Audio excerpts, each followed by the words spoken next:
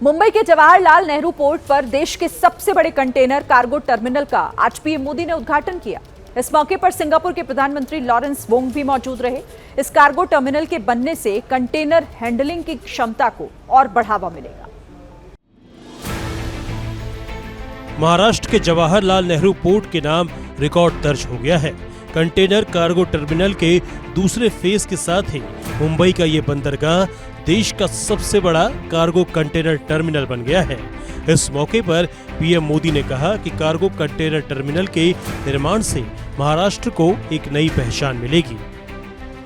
Singapore की company SPA international द्वारा विकसित Bharat Mumbai container terminal phase 2 का उद्घाटन किया। यह हमारे कंटेनर हैंडलिंग की क्षमता को और बढ़ाएगा। फ्रेंड्स, सिंगापुर हमारी एक्ट ईस्ट पॉलिसी का एक महत्वपूर्ण स्तंभ है। सिंगापुर की कंपनी एसपीए इंटरनेशनल के सहयोग से जवाहरलाल नेहरू पोर्ट पर बने इस टर्मिनल को तैयार किया गया है। इसके निर्माण से समुद्री मार्ग से आने वाले कंटेनर हैंडलिंग की क्षमता को और बढ़ावा मिलेगा। वहीं सीएम फडणवीस ने इस फैसले को ऐतिहासिक बताया।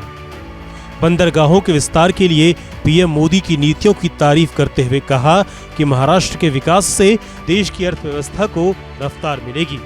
जवाहरलाल नेहरू पोर्ट अथॉरिटी पर जेएनपीए पर देश का सबसे बड़ा कंटेनर कार्गो का टर्मिनल आज उद्घाटित हुआ है।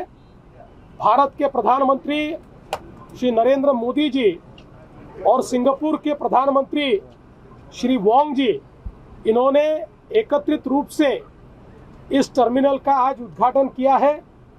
इस उद्घाटन के साथ देश का सबसे बड़ा टर्मिनल तो महाराष्ट्र में हुआ ही है, लेकिन देश की सबसे बड़ी कैपेसिटी भी अब महाराष्ट्र में खड़ी हुई है। भारत में समुद्री व्यापार तेजी से बढ़ रहा है और बंदरगाहों की आधुनिक संरचना और इसके विकास में बड़ी भूमिका निभा रही है। कभी सीमित संसाधनों के साथ शुरुआत करने वाला देश आज अपने बंदरगाहों के जरिए वैश्विक व्यापार का एक महत्वपूर्ण केंद्र बन चुका है।